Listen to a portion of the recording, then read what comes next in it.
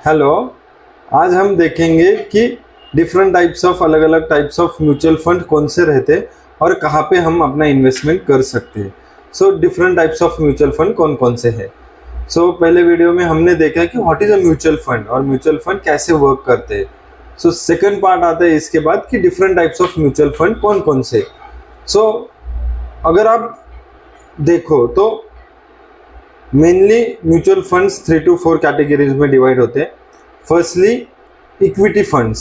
Equity funds मतलब क्या कि जो फंड्स या फिर जो म्यूचुअल फंड स्कीम्स कि जिनका maximum allocation into the stocks या शेयर्स में रहता है, उस कैटेगरी को हम बोल सकते हैं कि इक्विटी म्यूचुअल फंड। ये हो गया कि जो कि बहुत पॉपुलर है और मार्केट के चढ़ उतार का या फिर मार्केट के अप डाउन का डायरेक्ट इम्पैक्ट इस फंड्स में होता है। ये ज़्यादा वोलाटाइल भी रहते हैं, तो इसको बोलते हैं equity mutual funds. Long term में वेल्थ क्रिएट करना है तो equity mutual funds are the best one.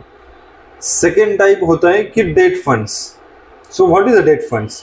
Date funds मतलब क्या कि आप जो म्यूचुअल फंड्स है डेट फंड्स वाले, वो क्या करते हैं, उनका पैसा वो government securities, government bonds, corporate bonds, इन चीज़ों में वो इन्वेस्ट करते हैं। That is a called date funds. Debt funds में क्या रहता है कि मार्केट के चढ़ उतार का इतना इम्पैक्ट आपके इन्वेस्टमेंट को या फिर आपके पैसों को इतना इम्पैक्ट नहीं पड़ता। मार्केट के चढ़ उतार का डायरेक्टली इम्पैक्ट नहीं पड़ता, ऐसा नहीं है, थोड़ा बहुत इम्पैक्ट पड़ता है बट इतना नहीं पड़ता as compare to the equity funds.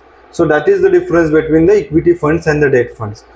इसके बाद थर्ड कैटेगरी आता है कि ELSS और we can say tax saver fund. मतलब क्या? इक्विटी लिंक सेविंग स्कीम और टैक्स सेवर फंड, जो कि बहुत पॉपुलर बन चुका है।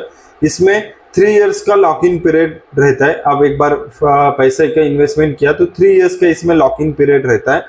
और primarily this funds invest in the equity और stocks because 3 years lock in period रहता है। इस फंड्स का बेनिफिट एक रहता है कि आपको इनकम टैक्स रिटर्न्स में या फिर इनकम टैक्स डिडक्शन में आपको उसका बेनिफिट मिलता है। टैक्स सेवर फंड और ELSS फंड्स इसको बोलते हैं। इसका भी मार्केट का चढ़ उतार का, मार्केट के रिलेटेड इसका भी उतना इम्पैक्ट उस पर पड़ता है क्योंकि they primarily invest into the stocks और shares. Primarily these are the main categories जो बोला कि इक्विटी फंड्स, डेट फंड्स, उसके बाद टैक्स सेवर फंड और अनदर एक fund category that is called hybrid funds, जो कि बहुत फेमस है और जिनको मार्केट का चढ़ उतार या फिर मार्केट के अप डाउन का ज़्यादा इम्पैक्ट नहीं चाहिए अपने फंड्स पे या फिर नहीं। इसमें क्या होता है, हाइब्रिड फंड्स में बहुत कॉम्बिनेशन ऑफ इन्वेस्टमेंट रहता है, इक्विटी फंड्स का भी, डेट फंड्स का भी। ये दोनों का कंबाइन कॉम्बिनेशन आपको हाइब्रिड फंड्स में मिलता है।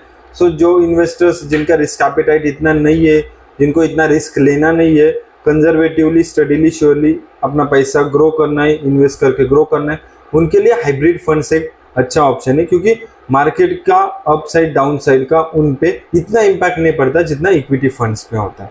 हाइब्रिड फंड्स एक अच्छा फेमस और पॉपुलर कैटेगरी है। These are the main types, major types बोल सकते हैं कि ये different types of mutual funds में आते हैं। These are the primarily mutual fund types which we can consider while investing.